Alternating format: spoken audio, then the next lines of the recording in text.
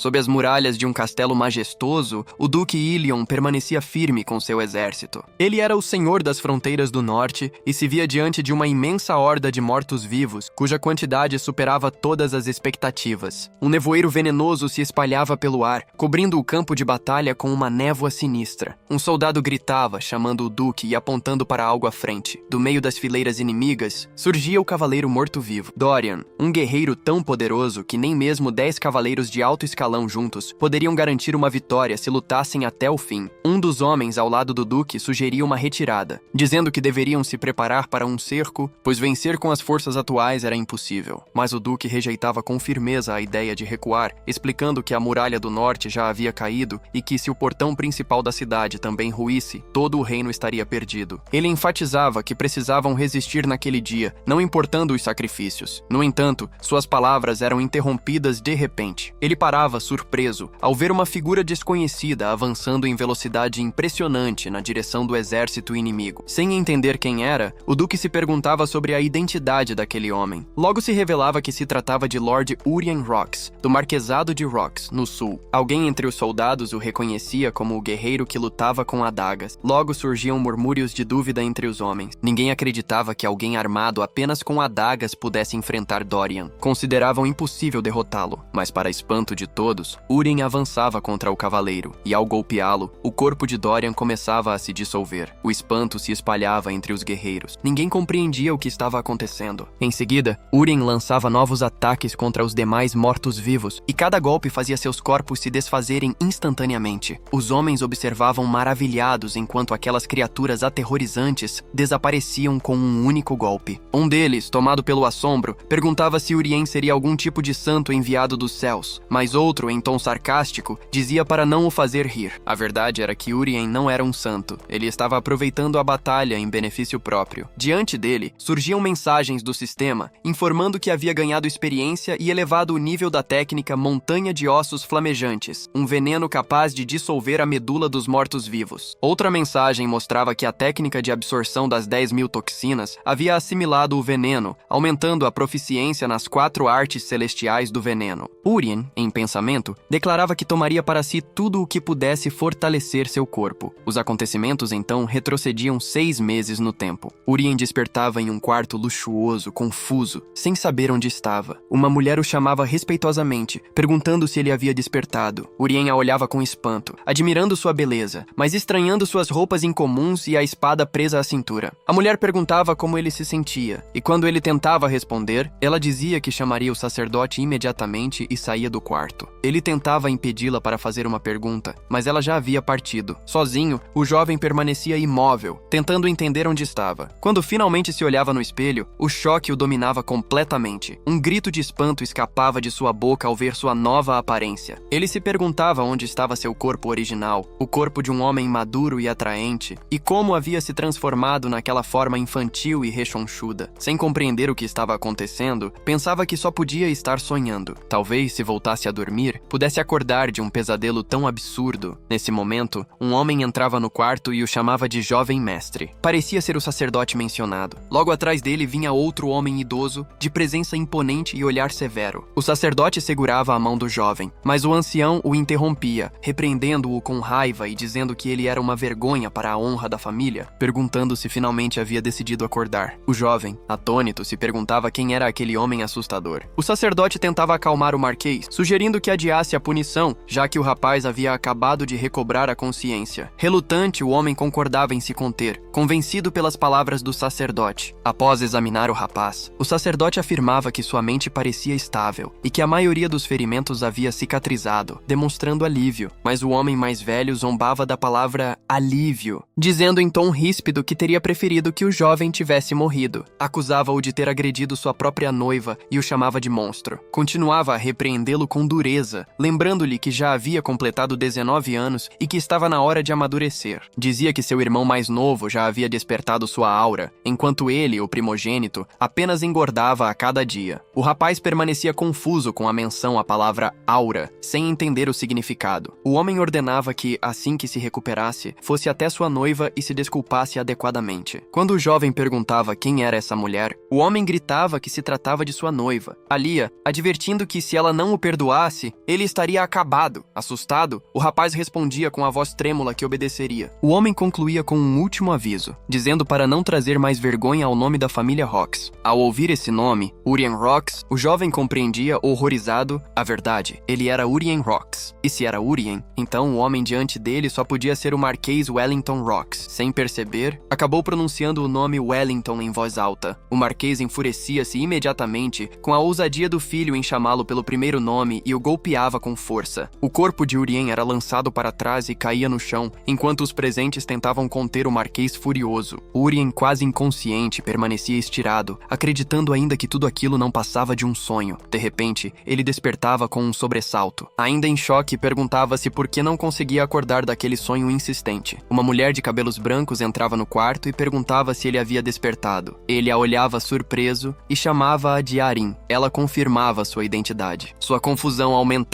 e ele levava as mãos à cabeça em desespero. Urien perguntava se o motivo de estar de cama era porque havia perseguido Alia e sido derrubado por ela até perder a consciência. Arin ficava surpresa com o tom formal de sua fala, mas confirmava que sim. Ele havia tentado importunar Lady Alia e, como resultado, fora golpeado com tanta força que desmaiou. Urien percebia o tamanho do problema e concluía que estava completamente arruinado. Tudo se tornava claro em sua mente. De alguma forma, ele havia ido parar dentro do romance que ele mesmo escrevera. O pior de tudo era que não havia renascido como o protagonista, mas sim como o vilão desprezível que causava problemas ao herói e morria de forma miserável. Tomado pelo pânico, recusava-se a acreditar no que acontecia e gritava que aquilo não era apenas uma história, o que deixava Arin confusa, sem entender o significado daquela palavra estranha. Urien começava a chorar ao lembrar-se dos detalhes do personagem Urien Rocks, em quem havia se transformado. Recordava que, em sua história, Urien era um canalha sem talentos nem habilidades, que nunca treinava e vivia apenas à sombra do nome de sua família. No fim, ele perdia a noiva para o protagonista e, tomado por ódio, o atacava, apenas para ser derrotado de forma humilhante e morrer num beco. Diante desse destino cruel, ele se perguntava como poderia sobreviver naquele mundo. Não sabia quais habilidades o verdadeiro Urien possuía, mas então se lembrava de algo. Como autor da história, ele conhecia todas as oportunidades e itens que o protagonista ainda não havia descoberto. Isso significava que poderia se preparar. Determinando-se, tentava se levantar, mas tropeçava e sentia o peso do próprio corpo. Arin, preocupada, perguntava se ele estava bem, mas ele mal prestava atenção. Ela o aconselhava a continuar descansando. Então ele parava subitamente olhando para o vazio e percebia que não conseguia ver algo que deveria estar ali. Enquanto se perguntava o motivo, uma janela transparente surgia diante de seus olhos, exibindo informações sobre Arin. Urien ficava surpreso ao reconhecer aquilo. Era a famosa janela de status dos mundos fictícios. A janela mostrava o nome de Arin, suas habilidades: espada rápida nível 2, mente clara nível 1 e adaptação à aura nível 1, além de um medidor de afeição marcando 0. Arin notava seu olhar distante e perguntava se ele se sentia bem. Urien, constrangido, respondia que havia enlouquecido por um instante, mas que agora estava bem, pedindo que ela voltasse aos seus afazeres. Arin concordava e saía. Assim que ficava sozinho, Urien chamava novamente a janela de status de Arin para analisá-la. Recordava que, na história original, ela era mais forte e talentosa que a maioria dos cavaleiros, algo confirmado pelo atributo espada rápida, mas o medidor de afeição o intrigava. Perguntava-se se aquele mundo funcionava como os jogos de simulação amorosa que costumava jogar. Ainda assim, sentia-se aliviado ao ver que o valor não era negativo, o que, considerando a personalidade do antigo Urien, já era um milagre. Decidido a se concentrar no essencial, ele tentava invocar sua própria janela de status, e de fato ela aparecia diante dele, mostrando o nome Urien Rocks, a condição especial de obesidade severa, o traço único olho do criador nível 1, as 4 artes celestiais do veneno bloqueadas e uma taxa de sincronização de 99,9%.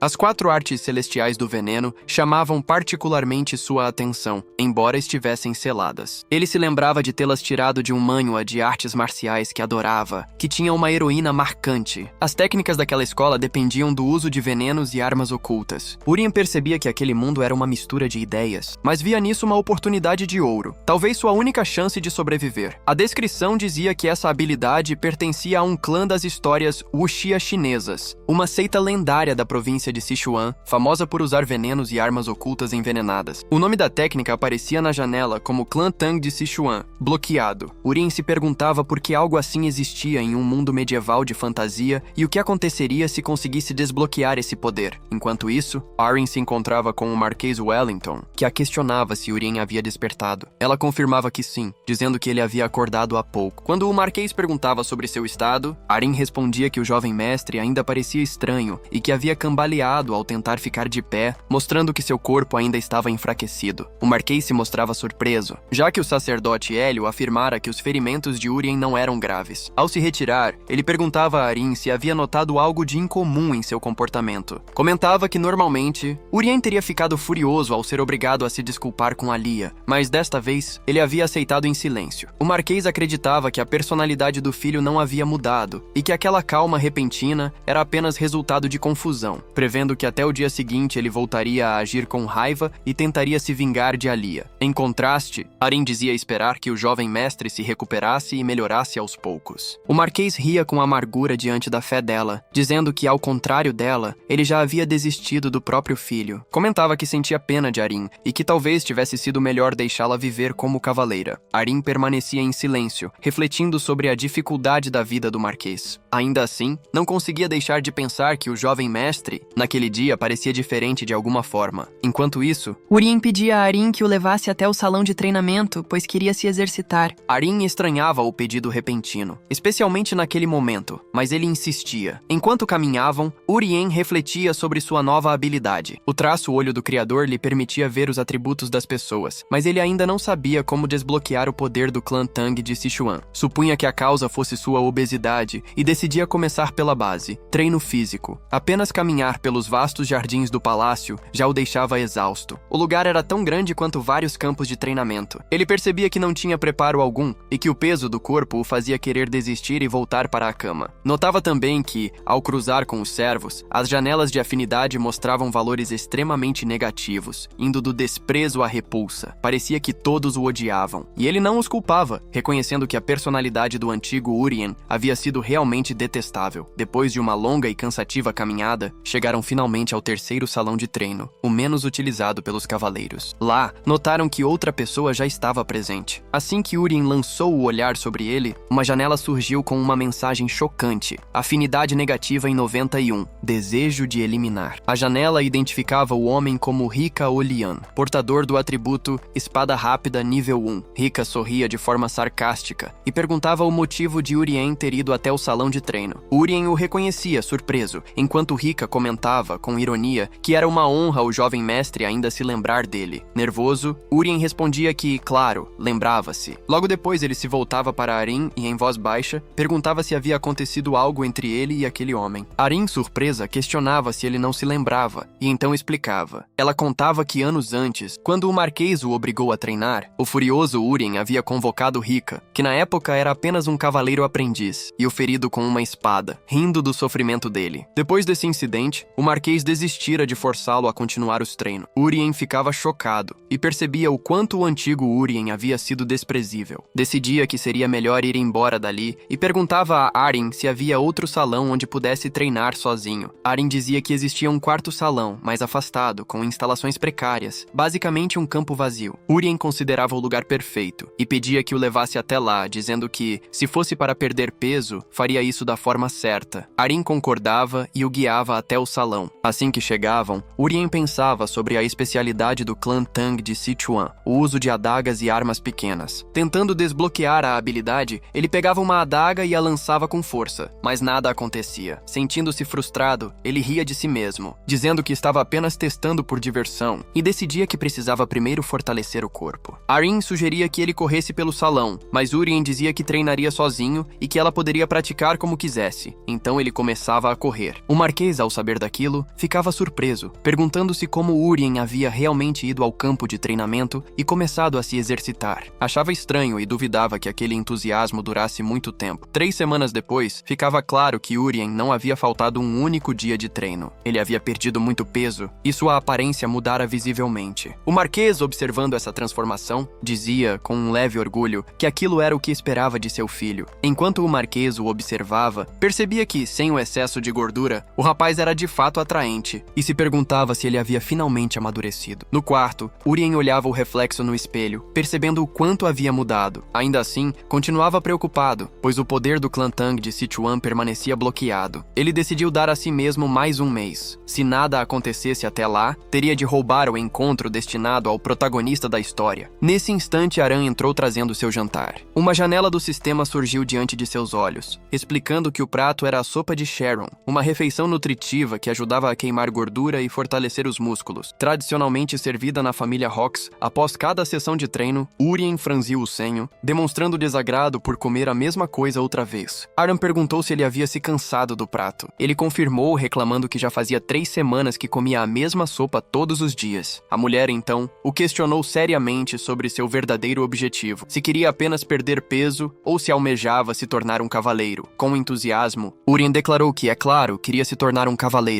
Aran o repreendeu de imediato, lembrando que até mesmo o grande marquês tomava a sopa de Sharon após o treino e que, sendo o jovem mestre, ele deveria parar de reclamar e comer sem fazer escândalo. Rendendo-se à lógica, Urien suspirou e começou a comer, pensando que aquela tradição era antiquada, mas que suportaria, já que estava ajudando em sua transformação física. Enquanto saboreava a sopa, notou que o gosto parecia um pouco diferente naquele dia. Subitamente, uma mensagem do sistema apareceu diante dele, informando que havia ingerido veneno. Chocado, viu logo em seguida outra mensagem. Ele havia cumprido a condição necessária para desbloquear o traço Clã Tang de Sichuan, e agora a habilidade estava liberada. O espanto o deixou sem palavras. Em outro ponto do palácio, o marquês ainda refletia sobre as mudanças do filho. Admitia que Urien havia se tornado mais bonito após perder peso e se perguntava novamente se, talvez, ele realmente tivesse amadurecido. Nesse momento, alguém pediu permissão para entrar no cômodo, trazendo uma bandeja com chá. Era Kenna, a segunda esposa do marquês. Ela perguntou o que o marido observava com tanta atenção. O marquês respondeu calmamente que estava apenas admirando a beleza do jardim. Kenna sorriu e elogiou o bom gosto dele, comentando que cuidava pessoalmente das flores e plantas. O marquês devolveu o elogio, dizendo que o resultado estava realmente maravilhoso. Enquanto conversavam, Kenna mudou o assunto. Perguntou quando ele pretendia nomear Colin como herdeiro, conforme havia prometido antes. Disse que, como a decisão já estava tomada, seria melhor apressar o processo. O marquês pareceu surpreso com a pergunta e respondeu de maneira hesitante que talvez fosse necessário mais tempo. Kenna discordou, lembrando-o de que prometera nomear Colin ainda naquele mês. O marquês explicou que, como ela provavelmente já ouvira, Urien parecia ter recuperado o juízo recentemente e, sendo o primogênito da família Hawks, se continuasse naquele ritmo, poderia se tornar um bom sucessor. Fingindo concordar, Kenna disse que também ouvira falar da melhora de Urien e que, embora estivesse preocupada, sentia-se feliz por ele ter finalmente voltado à razão, acreditando que aquilo deveria ser um alívio para o marido. O marquês soltou uma risada breve, comentando de modo sarcástico que o filho só havia acordado depois que a própria noiva lhe deu um tapa. Quando Kenna insistiu em saber o que ele faria quanto à sucessão, o marquês respondeu que Urien estava treinando havia apenas 3 semanas e que preferia observá-lo por mais tempo. Prometeu, porém, que se o rapaz voltasse aos antigos hábitos, concederia imediatamente o título de herdeiro ao filho dela. Colin. Kenna sorriu, convidando o marido a se juntar a ela no quarto quando terminasse o trabalho. Assim que deixou o cômodo, seu semblante se endureceu. O sorriso desapareceu, dando lugar a uma expressão tomada de fúria. Em silêncio, jurou vingança contra Urien.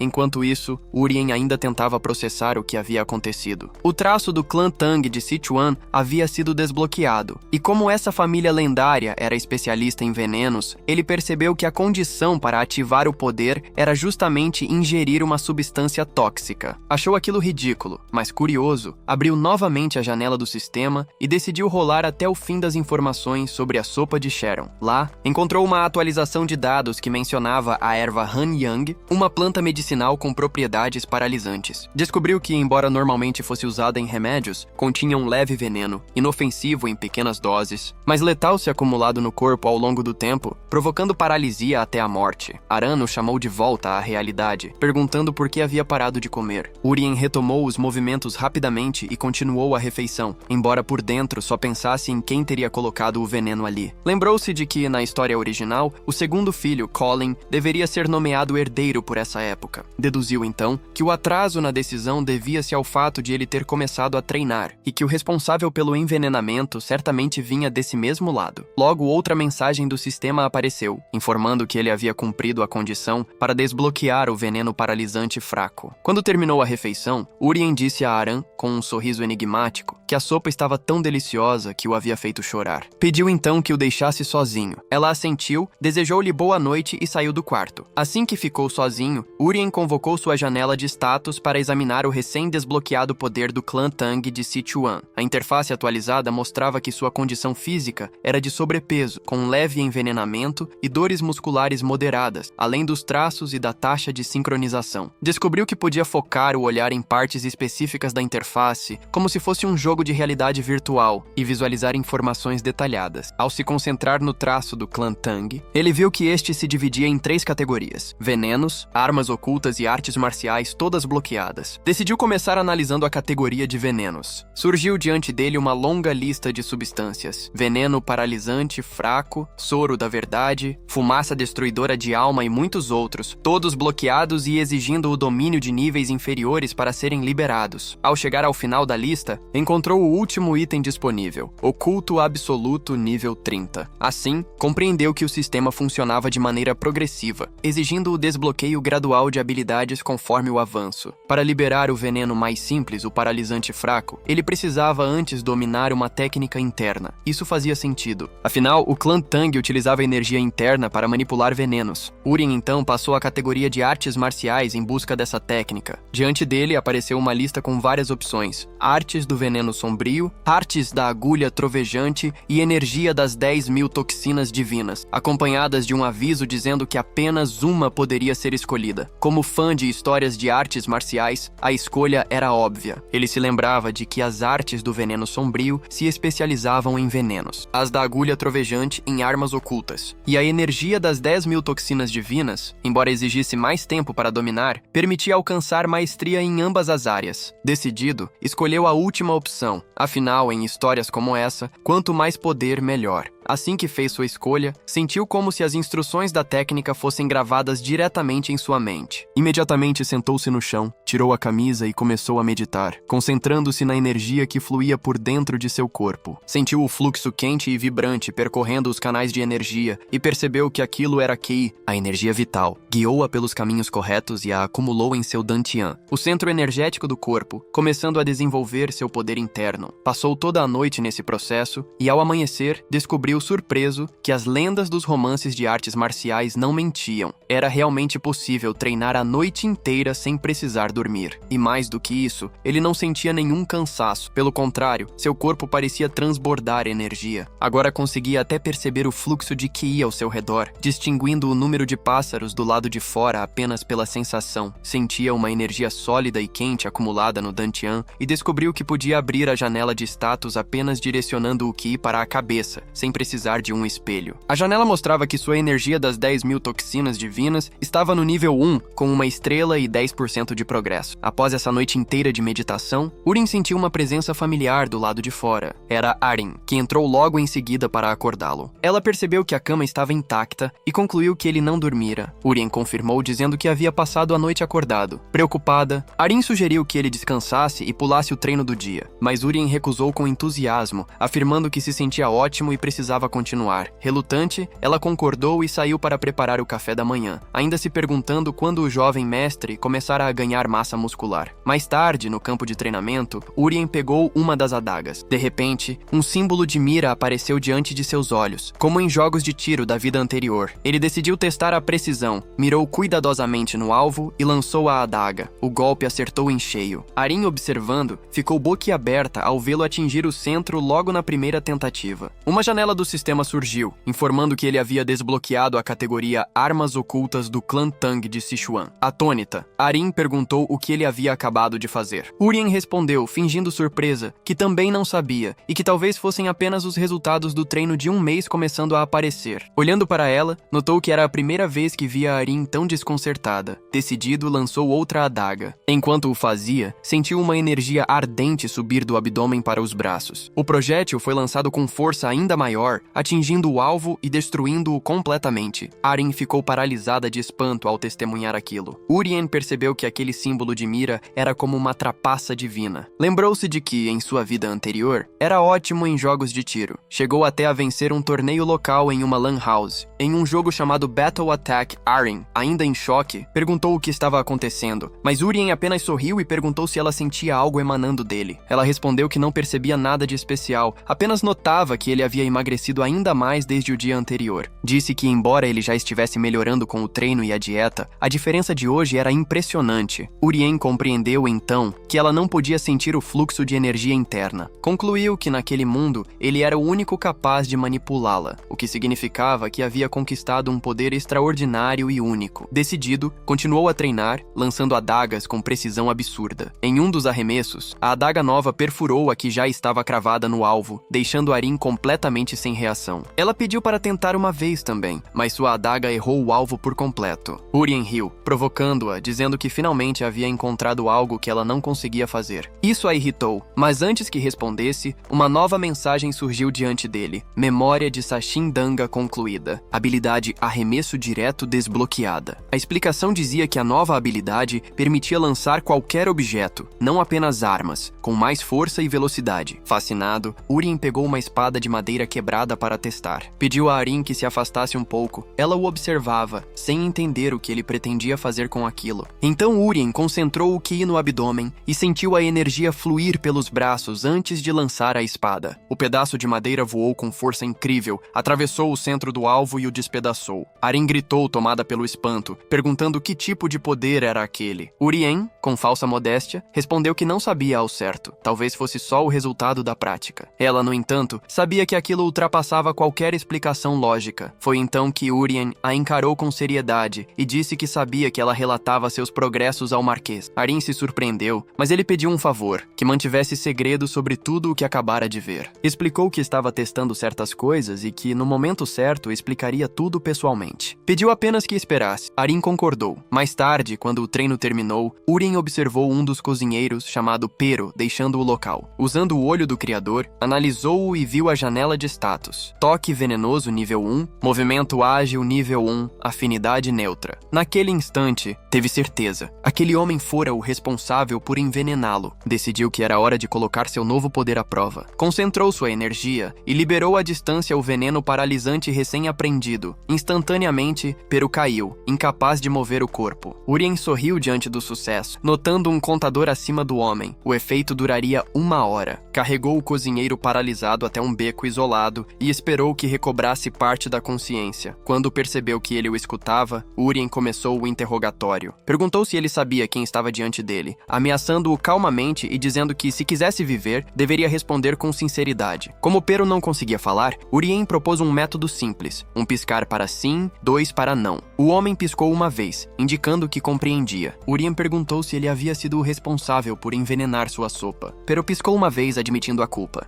Urien prosseguiu, questionando se o veneno utilizado era a erva Han Yang, e o homem confirmou com outro piscar. Então fez a pergunta mais importante: quem dera a ordem? Perguntou diretamente se fora a Marquesa Kaina quem o mandara fazer isso. Para sua surpresa, Pero piscou 2 vezes, negando. Urien não acreditou. Disse que poderia perceber se ele mentisse e que o faria pagar caro por isso. Repetiu a pergunta ameaçando. Pero hesitou, mas piscou 2 vezes novamente, insistindo na negativa. Urien percebeu que ele falava a verdade. Pelo menos acreditava nela. Ainda assim, decidiu adiar a investigação sobre o verdadeiro mandante. Pegou um pequeno frasco e o fez engolir. Disse-lhe friamente que o que acabara de ingerir era veneno paralisante e que teria apenas 1 mês de vida. Alertou-o de que, se não recebesse o antídoto que estava em suas mãos dentro desse prazo, todos os seus órgãos se dissolveriam por dentro. Com isso, impôs que, a partir daquele momento, Pero obedeceria a todas as suas ordens. Perguntou se ele havia entendido e o homem confirmou com um piscar apavorado. Urien tocou a cabeça dele e desfez o efeito do veneno, permitindo-lhe recuperar os movimentos. Assim que conseguiu falar novamente, Pero respondeu à última pergunta. O mandante era o comandante dos cavaleiros, Carox Levington. Urien reconheceu o nome de imediato. Pero explicou que Carox ordenara que matasse o jovem mestre até o fim do ano, alegando doença. Urien se lembrou de que Carox era irmão de Kaina e que obtivera o cargo de comandante justamente graças ao casamento da irmã com o Marquês. Compreendeu então que sua suposição não estava totalmente errada. Os dois agiam em conluio. Ainda assim, decidiu que esse não era o ponto principal no momento. Entregou a Pero um pedaço de papel. O homem percebeu que era uma lista de venenos. Urien explicou que, já que ele tinha conhecimento e acesso ao mercado negro, deveria usar o dinheiro que recebia de Carox para comprar todos os itens da lista e trazê-los até ele, começando com o que tivesse disponível já na noite seguinte, quando Pero, nervoso, perguntou por que ele precisava de tantos venenos. Urien apenas o silenciou com o olhar e respondeu friamente que não lhe havia dado permissão para fazer perguntas. Pero recuou, tomado pelo medo, e concordou em cumprir a ordem sem hesitar. Antes que pudesse sair, porém, Urien acrescentou uma última instrução, uma que o deixou completamente atônito. Ele ordenou que, a partir daquele dia, sua sopa deveria sempre conter uma grande quantidade da erva Hanyang. Aquela ordem deixou Pero em um estado de pura confusão. Urien, no entanto, riu abertamente, achando graça na própria audácia e na eficácia das artes marciais que vinha aprendendo. Assim que Pero deixou o local, Urien continuou rindo sozinho, pensando com ironia em como ele havia acreditado completamente na mentira do veneno da paralisia. A verdade era que aquilo que ele o forçara a comer não passava de folhas secas sem qualquer efeito. Enquanto caminhava de um lado para o outro, refletiu que precisava dominar o quanto antes as artes marciais do clã Tang de Sichuan. Ele recordava que, se os acontecimentos continuassem seguindo o enredo original que havia escrito, em breve ocorreria um evento terrível no mundo exterior, algo que abalaria completamente o rumo da história. Naquela noite, Pero retornou trazendo diversas ervas venenosas que já possuía. Urien as examinou cuidadosamente, reconhecendo cada uma delas com facilidade, graças à janela de status que se abria diante de seus olhos. Pero, impressionado, ficou surpreso com a habilidade do jovem mestre em identificar venenos tão raros. Urien, fingindo autoconfiança, declarou com arrogância que aquelas informações eram triviais para alguém como ele, quando na verdade só sabia o que via graças às mensagens do sistema. Em seguida, ele perguntou por que Pero carregava outros tipos de veneno, se a erva Hanyang, sozinha, já seria suficiente para matá-lo. Pero respondeu calmamente que o efeito da Hanyang era lento e que, com o tempo, o corpo poderia desenvolver resistência. Contudo, ao misturá-la com o veneno Yicrocpa, o resultado se tornava mais potente e muito mais difícil de detectar. Urien entendeu na hora que misturar venenos tornava seus efeitos mais fortes e precisos. Perguntou, então, como Pero havia adquirido todo aquele conhecimento. O homem contou que, quando tinha apenas 8 anos, fora vendido à família Levington e passou a ser treinado sob a supervisão de um mestre dos venenos. Havia cerca de 20 crianças treinando com ele, mas todas morreram. Apenas ele sobreviveu. Ouvindo aquilo, Urien percebeu que Pero nutria um ódio profundo pelos Levington e imediatamente reconheceu nele uma ferramenta valiosa para seus planos futuros. Elogiou o homem pelo bom trabalho e o dispensou, dizendo que podia ir embora. Assim que ficou sozinho, Urien decidiu começar um novo estágio de treinamento. Reuniu todas as ervas venenosas diante de si e começou a ingeri-las uma a uma, sem hesitar. Imediatamente, diversas janelas do sistema começaram a se abrir em sequência, informando que ele havia ingerido múltiplos venenos e que o corpo das 10.000 energias venenosas divinas estava absorvendo cada substância. De repente, um alerta vermelho surgiu diante de seus olhos, avisando sobre perigo extremo e instruindo-o a realizar imediatamente uma meditação respiratória profunda. Urien sentou-se em posição meditativa, fechou os olhos e se concentrou com toda a sua força. Determinado a alcançar o segundo estágio de sua técnica, começou a guiar a energia interna através de cada meridiano do corpo, controlando a circulação do QI com precisão. Passou a noite inteira meditando sem mover um músculo, até que, ao amanhecer, Eren entrou no quarto para acordá-lo. O que viu a deixou completamente sem palavras. Urien estava sentado, sem camisa, ainda em meditação, e seu corpo havia mudado radicalmente. Os músculos estavam definidos, fortes, e sua aparência transbordava vitalidade. Enquanto Eren tentava entender o que via, uma nova janela do sistema apareceu diante de Yurian, informando que sua técnica, as 10.000 energias venenosas divinas, havia avançado para o segundo estágio. Ele havia adquirido uma nova arte marcial chamada Passo do Pequeno Dragão e desbloqueado diversas novas técnicas de veneno. Eren perguntou o que havia acontecido. Ainda confusa, mas antes que ele respondesse, um cheiro forte e desagradável tomou conta do quarto. Yurian percebeu imediatamente o que era. Recordou-se de como nos romances de artes marciais sempre se dizia que quando a energia interna se elevava a um novo nível, o corpo expelia todas as impurezas acumuladas de uma só vez. E agora, ele estava vivendo exatamente isso. O cheiro era tão repulsivo que Yurian se levantou rapidamente e foi até a janela, decidido a abri-la. Eren, horrorizada, gritou para que ele não fizesse isso e o mandou direto para o banheiro. Ele obedeceu sem discutir e foi se lavar imediatamente. Após se limpar, Yurian saiu acompanhado de Eren e juntos seguiram em direção ao campo de treinamento. Durante o trajeto, ele começou a praticar a nova técnica que havia aprendido, o Passo do Pequeno Dragão, um estilo de movimento elegante e veloz usado pelos guerreiros do clã Tang,